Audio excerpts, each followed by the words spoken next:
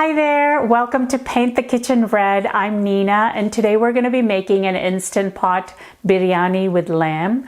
Biryani is a rice and meat dish from India and it can be made vegetarian, but I like to make it with either lamb or chicken for the most part. And this recipe is normally quite a complicated recipe because there's layering of rice and meat that you have to do, and it's also made on the stovetop, so it takes a little bit longer. It's quite a special occasion recipe. The main time involved with this recipe is the cooking of the onions, which can take quite a bit of time because you want them really nicely caramelized and you can't rush that process. You also have the option of making it ahead of time. That's what I do. I make the onions ahead of time, and that way when I'm ready to actually cook the lamb, it's really not that time consuming. So let's get started.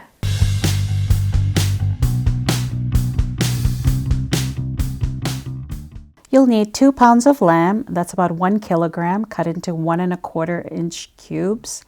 You can also use beef. I like to use beef stew meat if I'm using beef because that's pre-cut and it's so convenient. 1/4 cup of packed cilantro, 1 cup of plain yogurt, whole milk yogurt preferably, 1/2 cup of whole milk, 7 to 8 mint leaves, 1/2 teaspoon of turmeric powder, 1 1/2 tablespoons of biryani spice mix. I like to use either Shan or Bane Nawab, and I'll give you a link to those in the notes. 1 teaspoon of garam masala, preferably homemade, and I'll give you a link to that recipe also in the notes. 1 tablespoon of coarsely chopped ginger, 10 dried apricots. If you don't want to use dried fruits, you can substitute a little bit of brown sugar. 1/2 teaspoon of Kashmiri chili powder, and you can add more or less to your taste. 1 1/2 teaspoons of salt or to taste. 2 tablespoons of lemon juice and 2 tablespoons of coarsely chopped garlic. You'll also need 1/4 cup of raisins, 1/4 cup of cashews, preferably raw cashews, 2 cups of basmati rice, 1/4 cup of chopped cilantro, and 1 teaspoon of chopped mint to garnish the biryani, and 3 cups of sliced onions, and they should be sliced thinly, so you can use a mandolin slicer if you have one. Let's make the marinade. We're going to add half the milk, and we'll add the rest a little bit later, and all of the yogurt. Between the milk and the yogurt, that's enough liquid for this marinade and for bringing the Instant Pot to pressure, so you don't need to add any water or anything like that. Add the turmeric, biryani spice, garam masala, Kashmiri chili powder, salt, lemon juice, and the apricots. And if you don't want to use those, you can use brown sugar. Now add the ginger and the garlic. And if you have white poppy seeds, go ahead and use those. If you don't, you can omit it. Don't use black poppy seeds. And now we're going to blend all these ingredients into a smooth paste. About halfway through the blending, once it's moving well and it's mostly blended, add in the cilantro and the mint. You could omit this step and use the cilantro and the mint with the rice a little bit later, so you don't have to put it in the marinade. I like to add it to the marinade just because I like the flavor. And then add the remaining milk. And once again, continue blending until it's a very smooth marinade, and then you're going to use that to marinate your lamb. Add the marinade to the meat. And I like to keep it overnight, but if you don't have the time, you can do it for as little as 2 hours. The longer you let the meat marinate in the sauce, the better the biryani is going to taste. Make sure you stir everything up so all the meat is covered with the sauce. One of the most important ingredients for biryani is fried onions. I like to use the stovetop actually, even though in this video I'm doing it in the Instant Pot just to make things simpler. But on the stovetop, it just works out much easier because you just can control the temperature a lot better.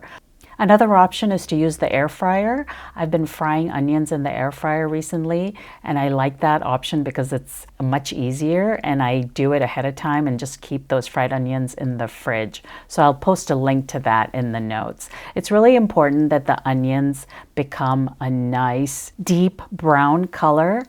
There's a fine line between getting the onions just right and them burning, which will make them bitter. So if that happens, you'd have to start over. So keep a close eye on the onions, especially as you get toward the end, and keep stirring very often.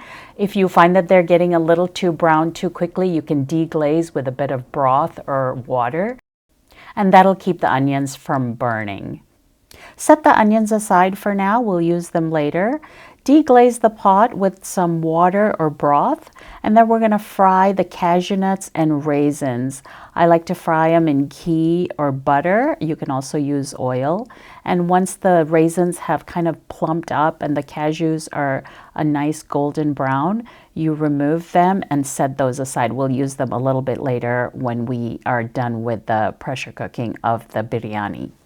Add back half of the onions, so we're going to reserve half for later. And these onions just add a lot of flavor to the biryani. Add in the meat and the marinade and try and scrape the bowl so that you get everything in there.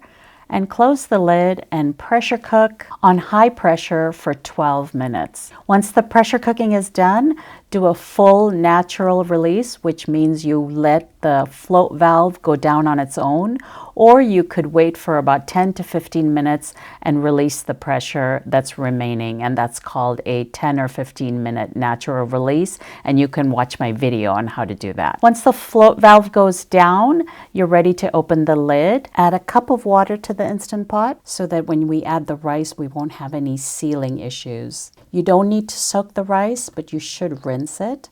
And we're going to kind of gently push down on the rice so it goes under the liquid, but we're not stirring it in. So you notice that I'm just gently covering the rice with the liquid so that we don't have any issues with sealing or burn message. Close the lid and pressure cook the biryani for 6 minutes. Once the pressure cooking is done, wait for 10 minutes and then release any remaining pressure using the quick release method.